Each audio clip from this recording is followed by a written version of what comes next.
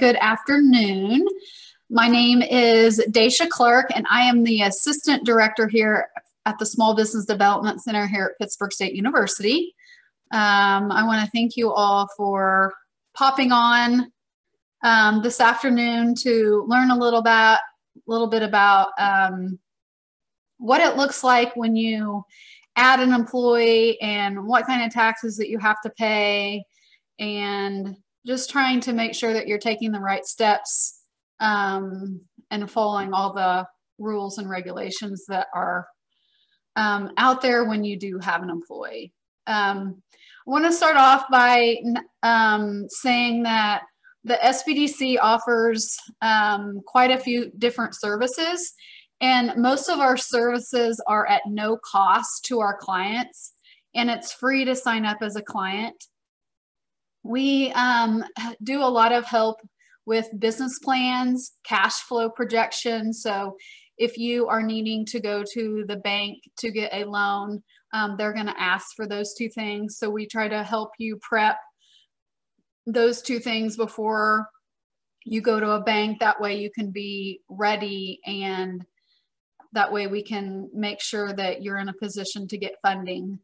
We also, my coworker Mindy here, she helps people with social media marketing, website design. So website design does cost, but it's way below the market value, the market price.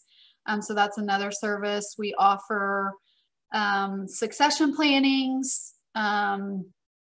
So trying to transition your business, if you're going to sell it, or if you're going to pass it along to your kids, we can help you get that set up. And a host of other things, marketing plans. So I'm going to focus today on HR, but if you have any other general questions, between Mindy and I both being on here at the end, we'll open it up for questions. And you also can use the chat function or the Q&A. I think either one is showing for you, and you can use those. Go ahead and feel free to do that during the middle of my presentation, and then we can get to them. Let's see.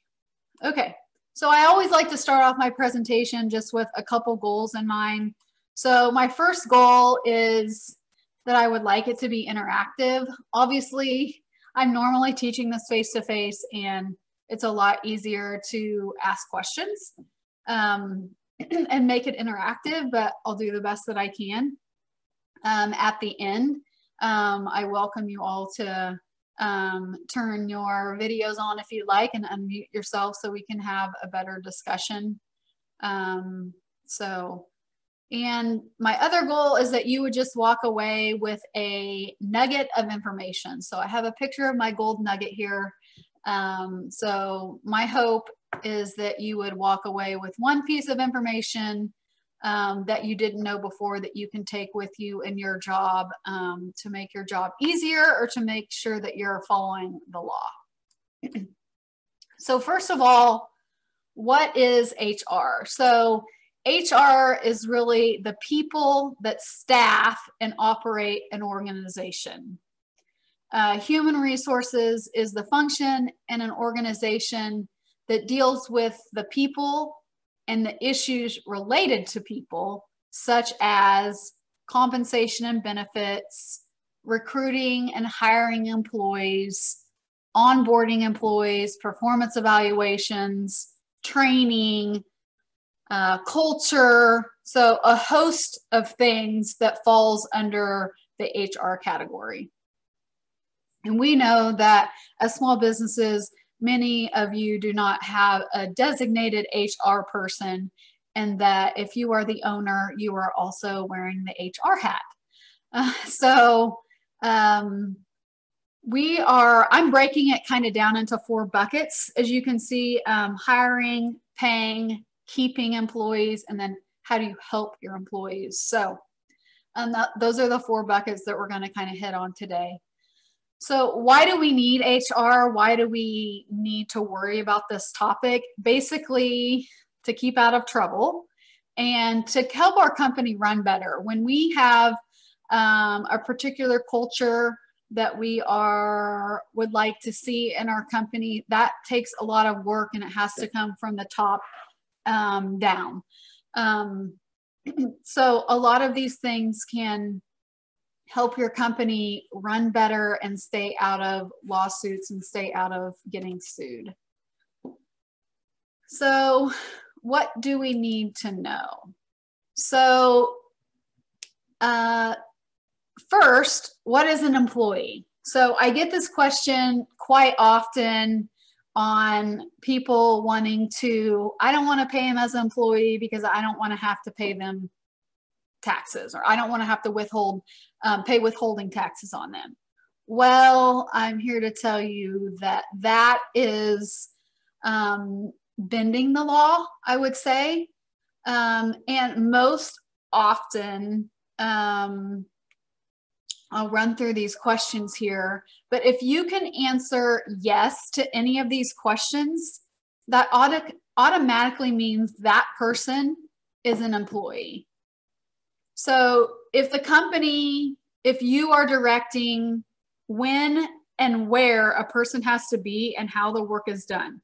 So I'll just take me, for instance. I'm told that I have to be at my work from 8 to 4:30, 5 days a week. And my boss is telling me that I need to help clients with business plans and cash flow projections. So are the days and hours of my work dictated by my company? Yes. Do I get paid on a regular pay schedule? If you are paying somebody hourly, weekly, monthly, bi-weekly, they are automatically an employee. Does a company incur costs of travel? So do you pay for that person to go different places? Do you pay for them to attend trainings? Do you provide that employee or that person with equipment? Do you provide them with a computer, pens, pencils, rubber bands, paper clips, whatever it may be? So most of the time, if you can answer yes to these questions, and it doesn't have to be all of the questions, any of these questions, if you can answer yes to, more than likely they are probably an employee. And I have a little caveat here. It's not really a caveat, but if after you go through those 6 questions and you're still unclear, you can file a form called an SS-8, and that's a determination of worker status for purposes of federal employment taxes and income tax withholding. You can file that form with the IRS, and they will help you determine the worker status. So that form can be filed by the business, or it can also be filed by an individual. So lots of times we see owners that don't want to pay employees. But what happens if you're paying them as a contractor or a subcontractor, that means that that person is not getting taxes withheld from their pay. So at the end of the year, that person has not held out any Social Security, no federal withholding, no state withholding, no Medicare. And so then they have to pay in money, and it makes it a lot more difficult on the employee. So if you have a question about that, those questions make it pretty clear. But if you feel like you have further questions, please make sure you are paying the people that are working for you properly. And I'm not saying that you can't have contractors. What I think of a contractor is like somebody maybe that's going to implement some type of software for your company. So you're paying them for a certain amount of time for a certain product to come in and do whatever they need to do, and then they leave. And they're telling you, this is when I'm going to be there. This is how many hours it's going to take me, not vice versa. Okay, so now that we have it cleared up as to what an employee is, these are some questions that I get asked frequently when I'm working with a small business client. So the first thing, obviously, before you have an employee, you have to hire them and you have to go through the interview process. So what type of questions can be asked in an interview? That is a delicate. You may not think that that is a big deal, but it's a huge deal. And in my next slide, I have very specific questions that we will go over that you are not allowed to answer. So is there anything that you need to do prior to hiring an employee? What forms do I need my employee to fill out prior to their first day of work? Do I need to let anybody know that I've hired an employee? And what forms or taxes do I have to file as an employer? So these are all good questions that I get, and this is just kind of leading us down the path, and I'm going to answer all of these questions for you. Okay, so top questions not to ask in an interview. So you are not allowed to ask them their age unless they are serving alcohol. So obviously they have to be 21 to serve alcohol. So that is okay. Otherwise, you cannot ask them anything that would infer their age. So that means you can't ask them their education or what year they graduated high school or college. So any question that would get at what their age is not, it's illegal. Basically, you are not allowed to answer that question. And if you ask those questions and they don't get the job, they could come back and sue you. Family status, you're not allowed to ask them if they have kids, if they're pregnant, if they're married. Like, none of that stuff can determine if they get the job or not. So you can't take any of that into consideration.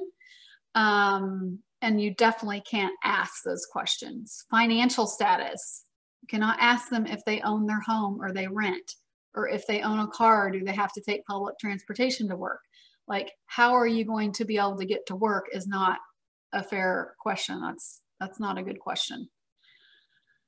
Obviously, you cannot ask questions about race, color, religion, sex, gender identity, disability, citizenship. You can't ask any of those questions. The I-9 form that we will talk about here in a little bit has to do with citizenship. So you will eventually, if you are filing if you are having them fill out all of the correct paperwork, you will find out if they are indeed a citizen, but you are not allowed to ask it in the interview. Health. You cannot ask them about if they've had any recent health issues, or do they smoke, or do they chew tobacco, or anything like that. So if during an interview you have a prospective or an interviewee that offers up this information, it's okay, but you do not want to then follow up on the topic.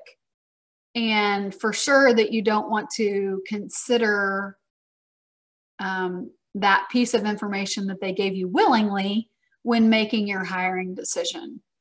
So I don't have this on here, but it's another good idea. And I went to an HR conference last week, virtually, obviously, and they said something about making sure that you have your interview questions written down, which I don't have that in my slides. And I guess that can be assumed, but I like to not assume anything. So it's better if you have them written down and you have a couple people look over them just to make sure that you're not accidentally asking them a question that is illegal.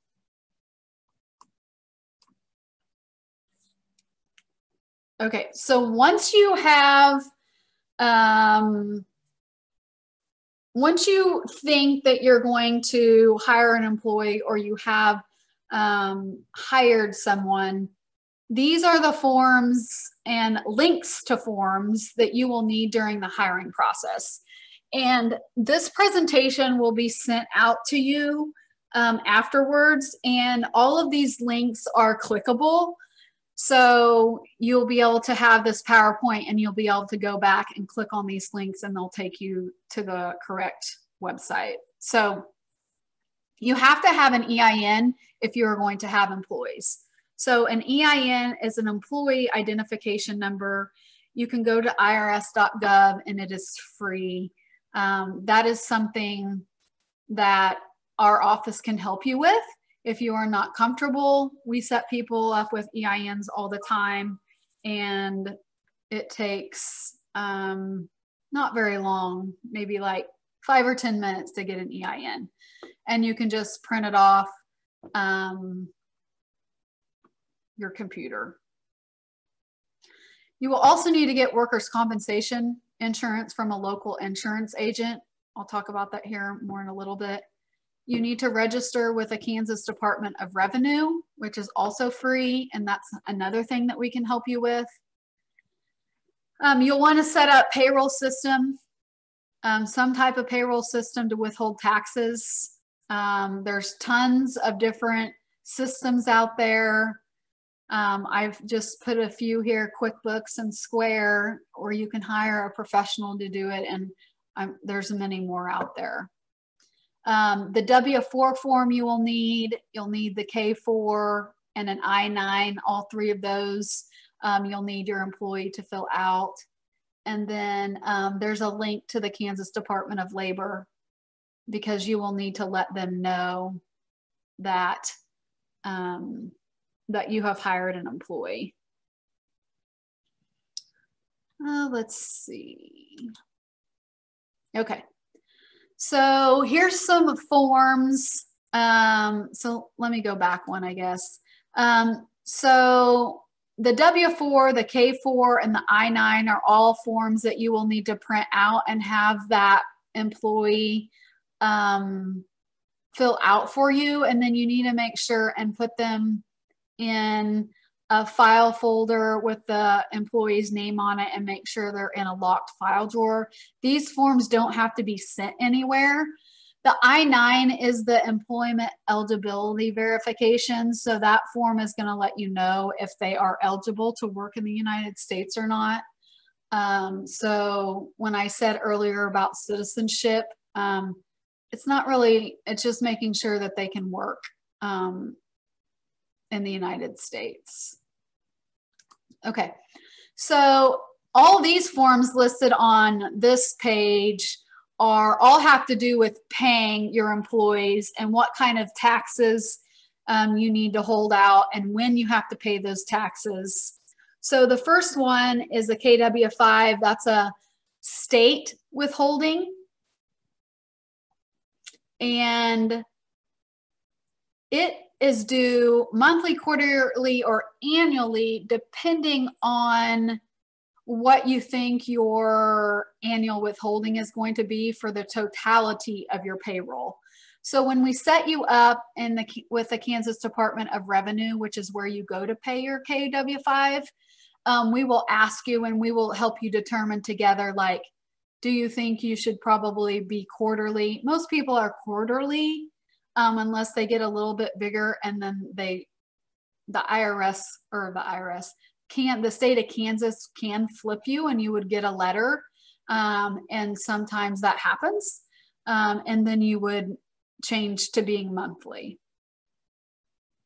The second form here is the quarterly wage report and unemployment tax. So this has to do with unemployment, and you can tell quarterly, it's in the name of it, so it's due quarterly, and I have the dates here. The 941 is also due quarterly, and that has to do with your federal taxes. And I have, so basically when you click on the form 941, it shows you what the form looks like. You can register with the EFTPS, which is a government pay kind of program. the government allows you to pay your quarterly taxes through the EFTPS. If you have QuickBooks, you can even link your EFTPS to your QuickBooks, so you can go in and pay your liabilities really easily. And I'll talk more about QuickBooks here in a little bit. The 940 and the KW3, they're both annual. The 940, also you can pay it on the EFTPS.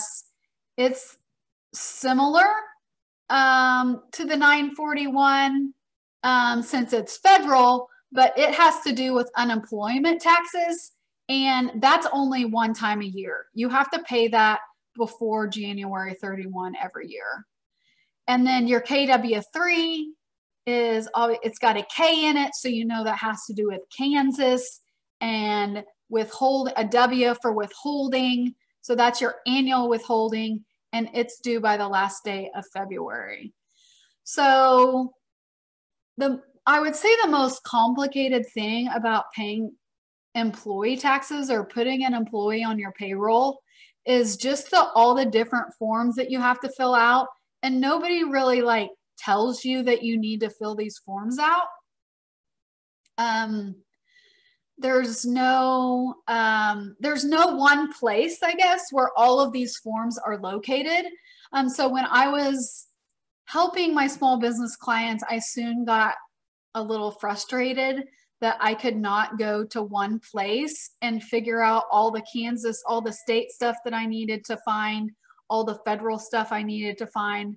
So I have created this presentation, and I also have an HR employee guide that I will send you that is just a one-pager, but it kind of helps you lay all these forms out, and it just makes it a little bit easier, because once you have it all set up, while it looks like a lot of stuff, it's not that bad if you have it kind of laid out and you have it on your calendar. And there's several like QuickBooks can send you reminders, and so you can make it easy on yourself. Okay, so here's just a timeline of when to do things that I thought was helpful.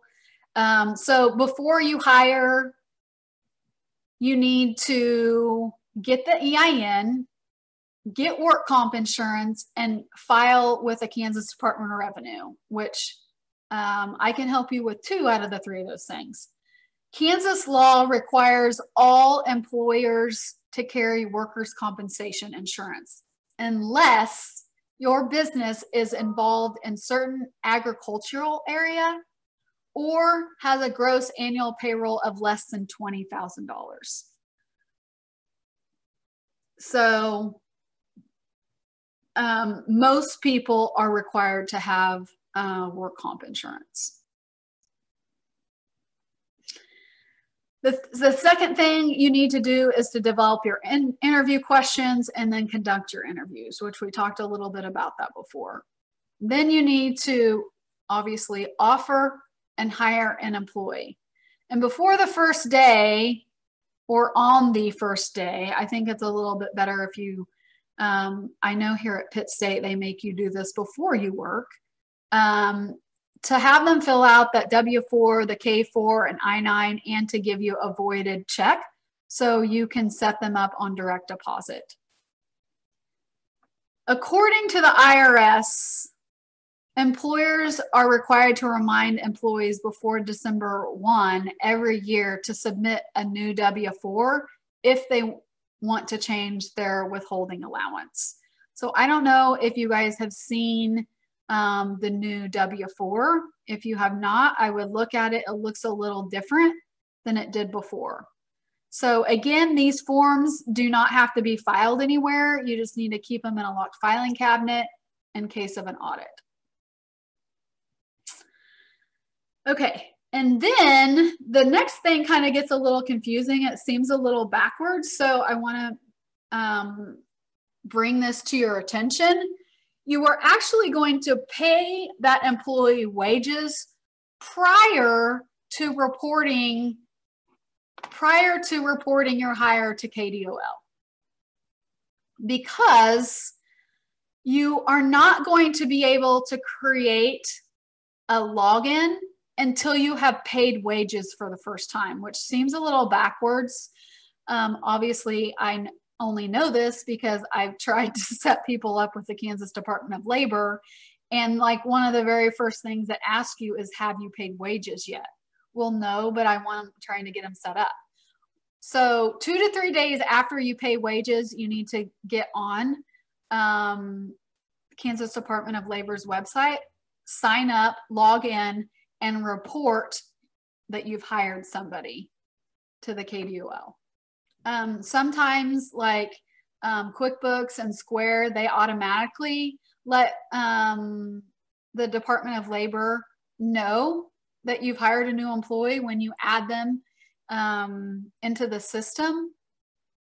But I think it's, you for sure need to go out and have an account with them, because you'll have to have, they give you a number. So, and it's a good website to be familiar with because it has all kinds of like labor laws, and it's where you can go to get posters, work posters that you're required to have up, and a lot of other good information on there, unemployment questions that you might have, and so on and so forth. So quarterly, I said you're going to do the KW5 and the unemployment, the 941, and then yearly, you're going to do the 940 and the KW3s. This is just a nice little timeline that you could refer back to if you had questions. Okay, so now we're going to move on to keeping employees. And benefits are a good way, obviously, to keep employees. But the big question I get, because obviously I work with small businesses, and so many of the businesses I work with are maybe between 5 and 10 employees. Sometimes it's just like 3 employees.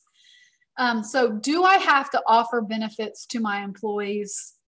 And what happens if I have an employee that gets injured? So as I said earlier,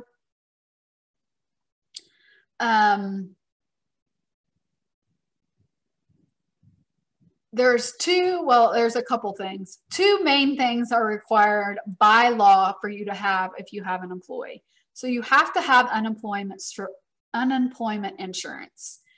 And your coverage depends upon what type of business that you have. So, and it also depends on how many workers you have employed and the amount of wages that you're paying. So if you are in a business like a construction business where you might be using tools and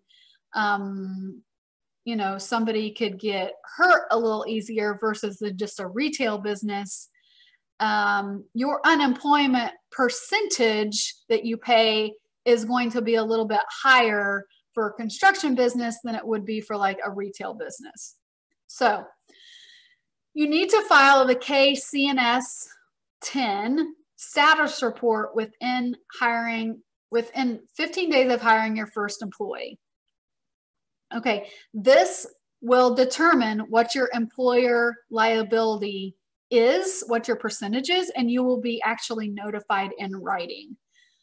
And so that number that you get, which normally it's called a contribution rate, and normally a new employer is assigned 2.7%.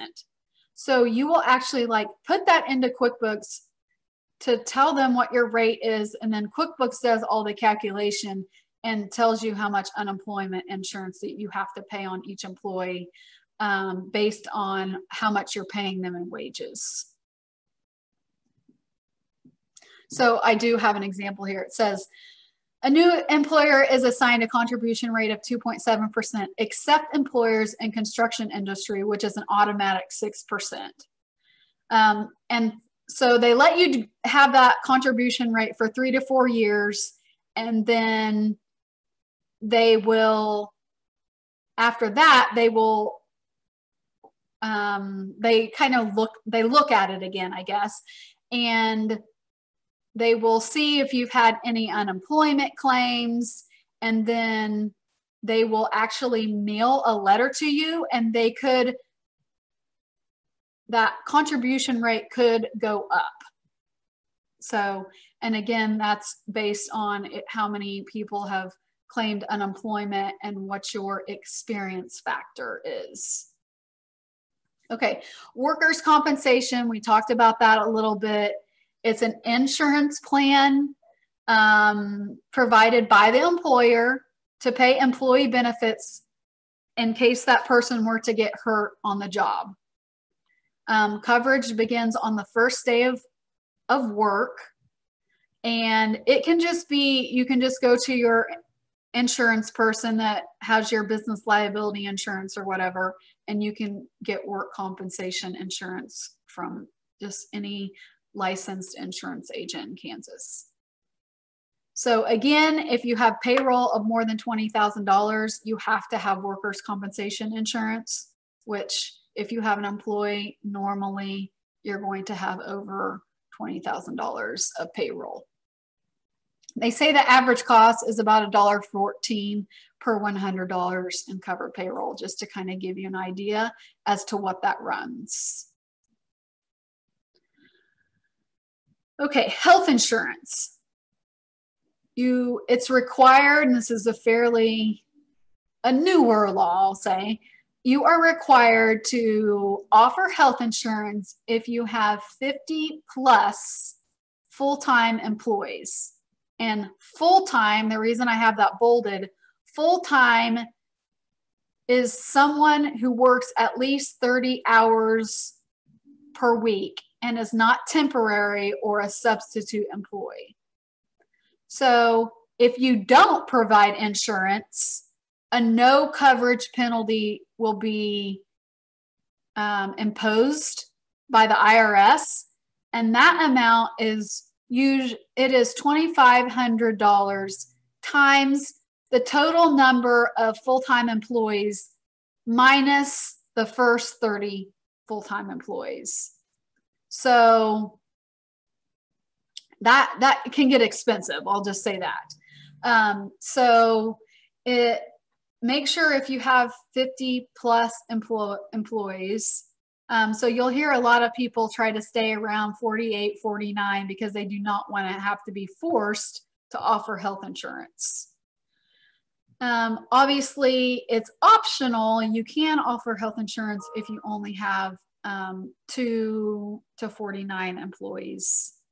And you may qualify for small business healthcare tax credit.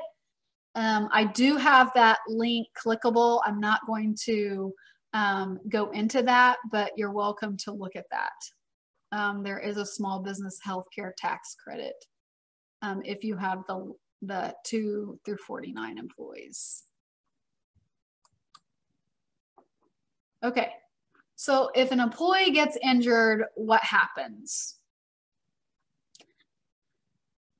As soon as you learn of somebody getting hurt, an employer is obligated to provide written information to the employee or to the employee's dependents, telling them what available benefits they have to them.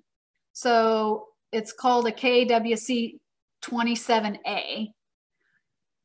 And an employer or the insurance contact for whoever helps with their workers' compensation should contact you and help you through the process to make sure that you're aware of any benefits. And then I have a Kansas state statute here that says, and I have paraphrased this because it's quite lengthy, that every employer must report to the employer's insurer for workers' compensation any accident claimed or alleged for any employee which occurred during the employee's employment and of which the employer or the employer's supervisor has knowledge within 28 days. So basically, if somebody gets hurt on the job, you have 28 days. You need to let your workers' compensation insurance agent know that you have had somebody injured on the job. So you can go ahead and start documenting that process.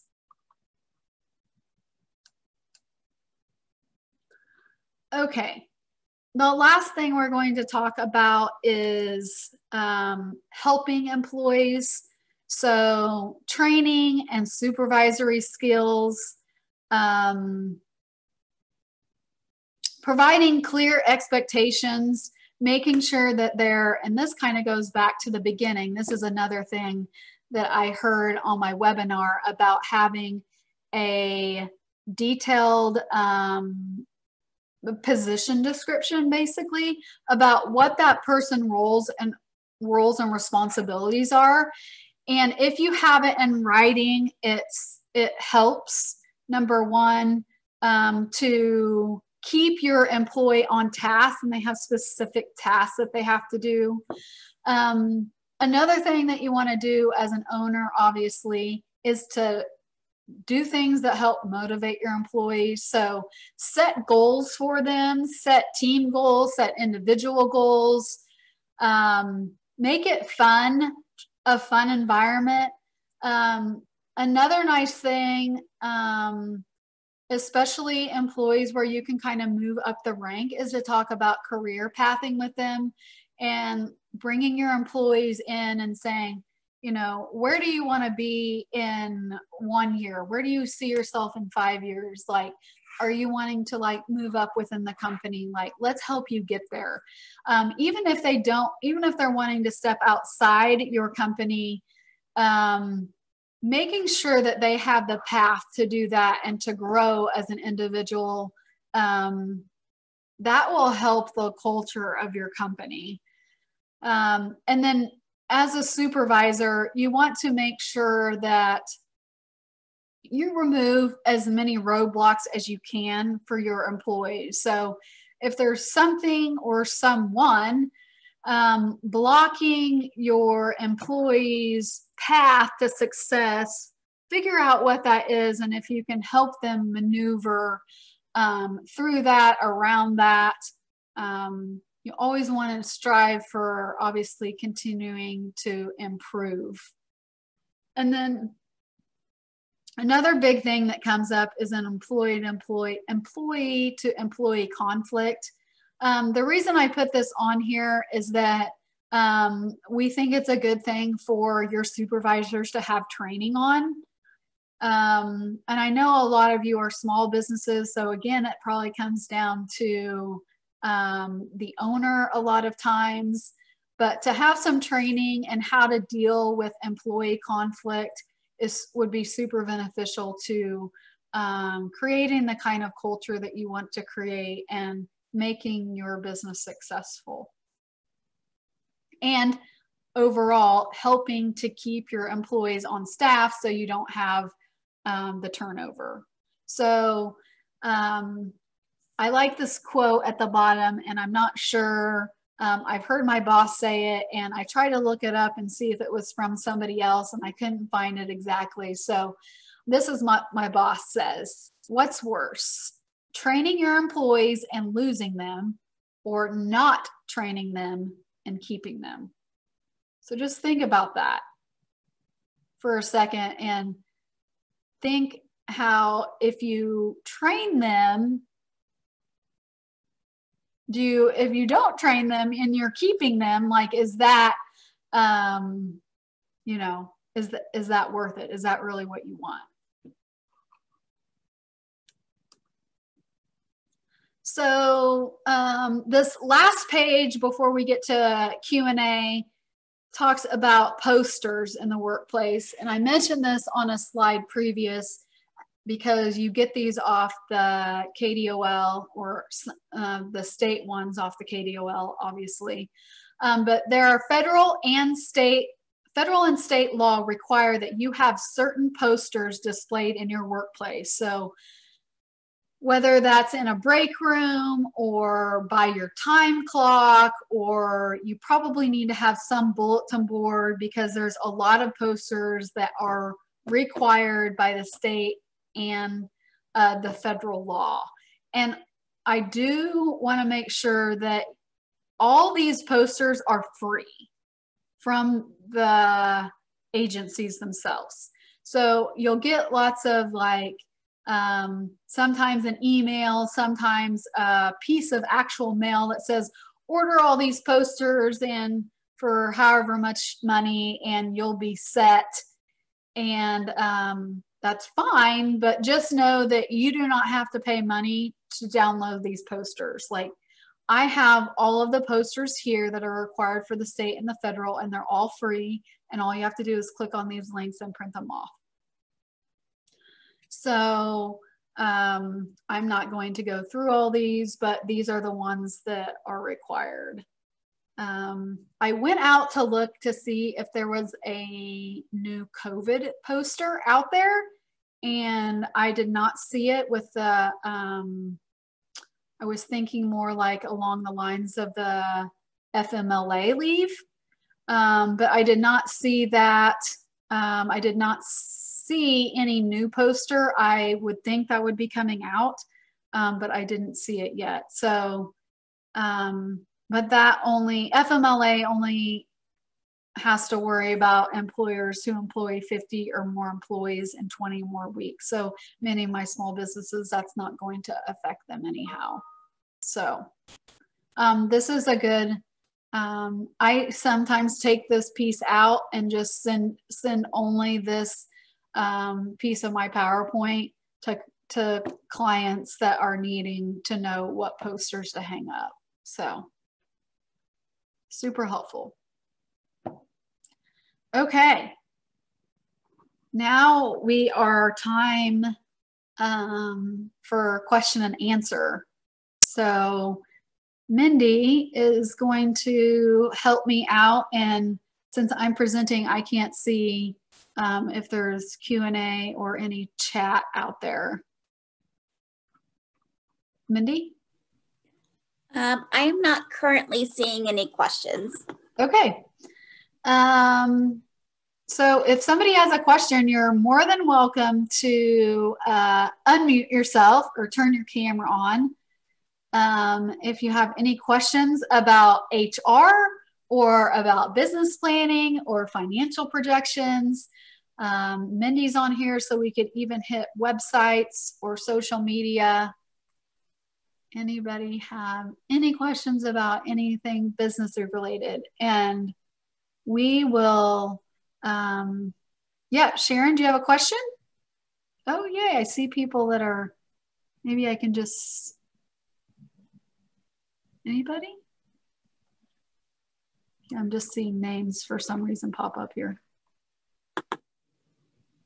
Okay, so what can you expect after we get done here? We will send you a copy of the presentation. I told you that. I will also send you a copy of, I can't remember what it's called, what I've called it, but it's just a one-pager. And the post-event survey will also be sent out to you.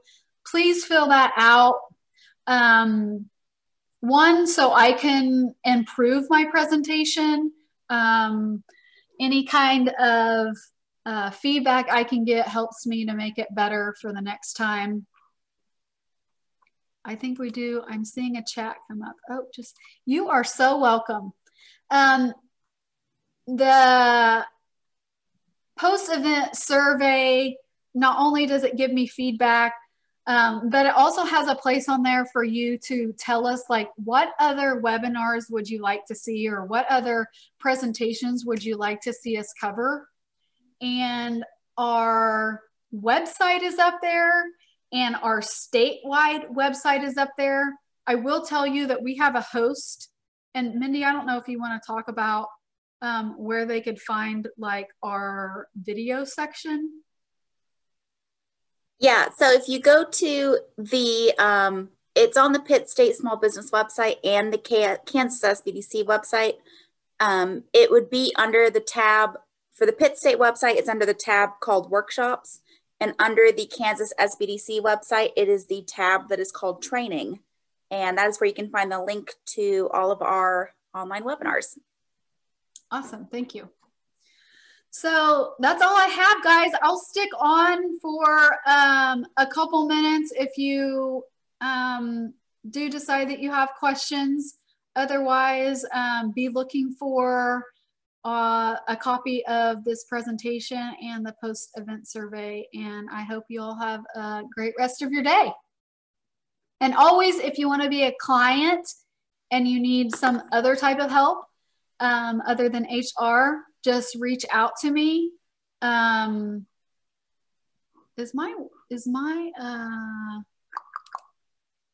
don't think I have